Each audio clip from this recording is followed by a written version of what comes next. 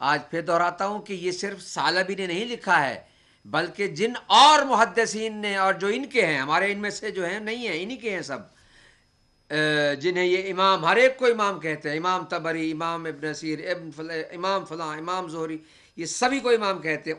ان اماموں نے یہ لکھا ہے۔ تفسیر طبری جلد 6 صفحہ 165، تفسیر امام فخر الدین رازی، تفسیر کبیر فخر الدین رازی۔ اچھا، آج کل میں نے یہ بھی سنا ہے کہ وہ ابن اسیر اور فخر الدین رازی کو بھی کہتے ہیں کہ یہ بھی جو کچھ آیا انہوں نے لکھ دیا۔ فخر الدین رازی جلد 3 صفحہ 618، تفسیر خازن جلد 1 صفحہ 496، تفسیر روح المعانی آلوسی کی، یہ بھی امام آلوسی البغدادی، جلد 2 صفحہ 329، تفسیر امام نشاپوری کی، یہ بھی جلد 3 صفحہ 461، تفسیر ابو البرکات جلد 1، امام ابو البرکات جلد 1 صفحہ 491، تفسیر ابن کثیر جلد 2 صفحہ 71۔ انہی کے بارے میں کہا ہے انہوں نے کہ یہ جو کچھ بھی آتا ہے لکھ دیتے تھے۔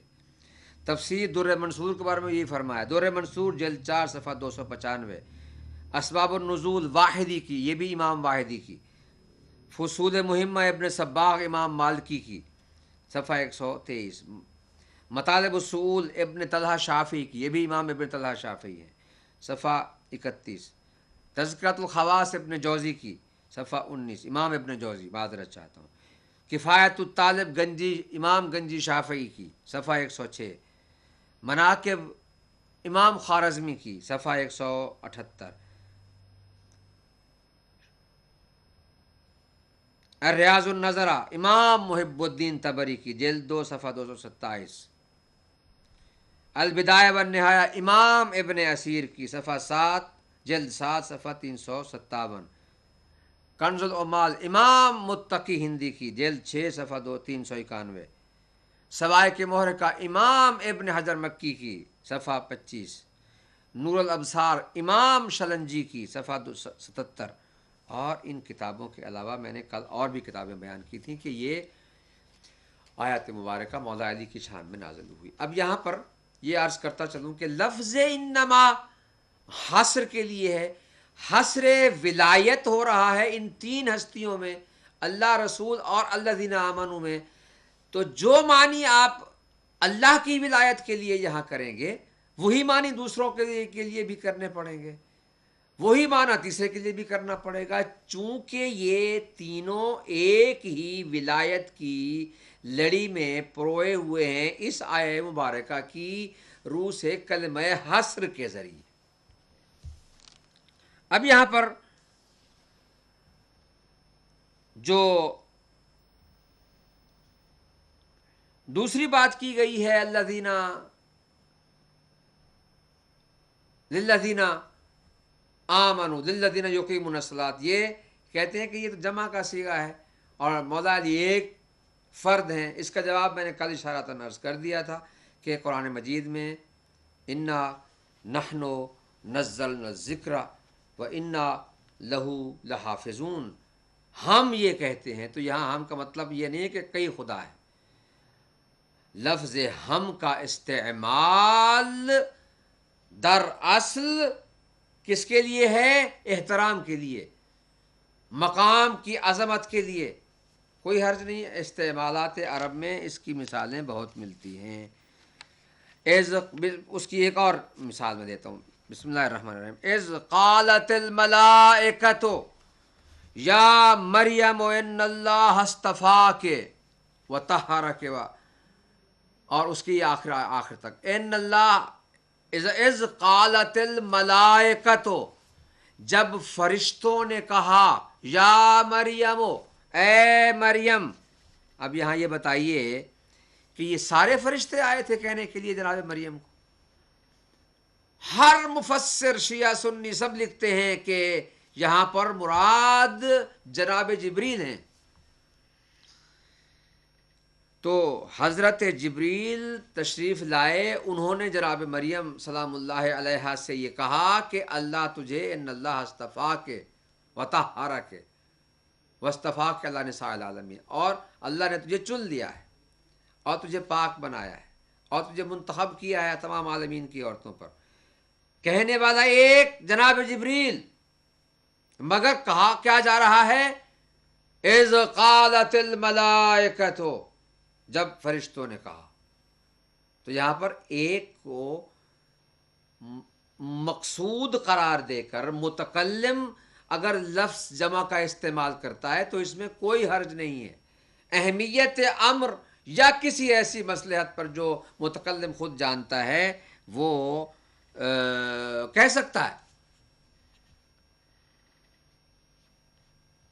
یا دوسری آیت، قال لهم الناس ان الناس قد جمعوا لكم. اب یہاں پر قال لهم الناس ان الناس قد جمعوا لكم، ان سے لوگوں نے کہا، ناس لوگوں نے کہا کہ ان الناس قد جمعوا لكم، کہ لوگ تمہارے لیے اکٹھے ہو گئے ہیں. اب یہاں پر سب مفسر کہتے ہیں کہ پہلے الناس سے مراد نعیم ابن مسعود ہیں اور دوسرے الناس سے مراد ابو سفیان ہے. ایک آدمی ہے جسے الناس کہا گیا، لوگ.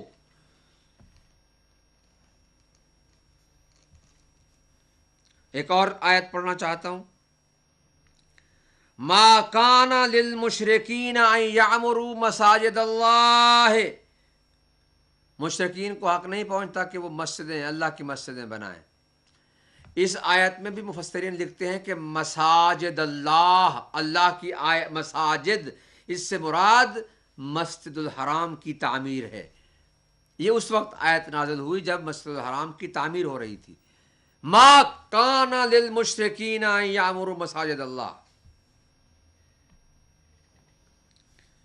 لفظ مساجد جمع ہے لیکن اس میں انہوں نے یہ واضح طور پر ہے کہ لفظ جمع سے مفرد کا ارادہ کرنا عرب زبان میں اور قرآن کی زبان میں بھی رائج و مستعمل و جاری ہے اور ثابت.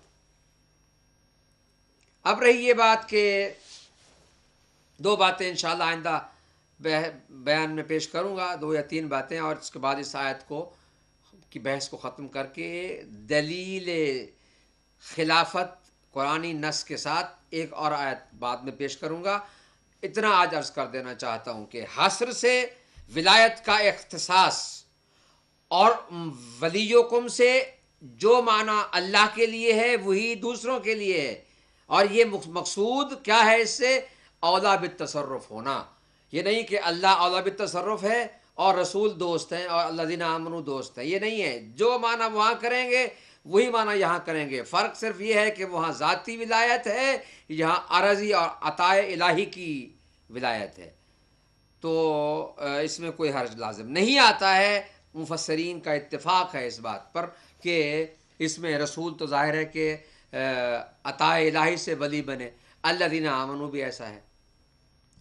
2 باتیں. تیسری بات یہ ہے کہ یہ صیغہ جمع جو ہے یہ اس کا کوئی فرق نہیں پڑتا ہے کہ یہ مفرد کے لیے استعمال ہو. اس کی قرآنی میں نے مثالیں پیش کر دی.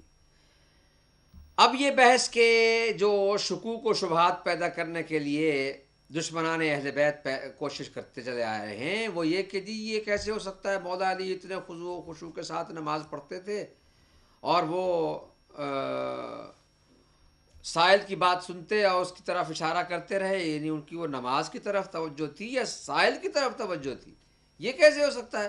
مولا علی کے اوپر یہ الزام ہے. میں کہتا ہوں کہ یہ بتائیے کہ فقہ میں